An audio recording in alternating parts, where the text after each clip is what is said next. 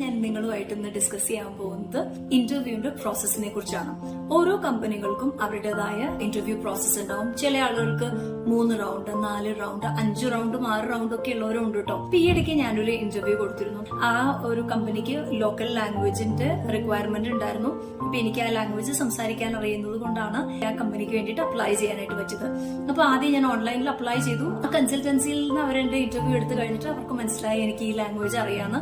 അപ്പൊ അവരെന്റെ കമ്പനിയുമായിട്ടുള്ള interview schedule ചെയ്തു. ഫസ്റ്റ് റൗണ്ട് എന്ന് പറയുന്നത് ഒരു പേഴ്സണൽ റൗണ്ട് ആയിരുന്നു. അപ്പൊ പേഴ്സണൽ റൗണ്ടിൽ അവർ നമ്മളെ കുറിച്ചാണ് ചോദിക്കുക. അത് കഴിഞ്ഞിട്ടൊരു 1-on-1 റൗണ്ട് ഉണ്ടായിരുന്നു. അപ്പൊ അതിനകത്ത് അവർ സിറ്റുവേഷണൽ ക്വസ്റ്റ്യൻസ് ആണ് ചോദിച്ചത്.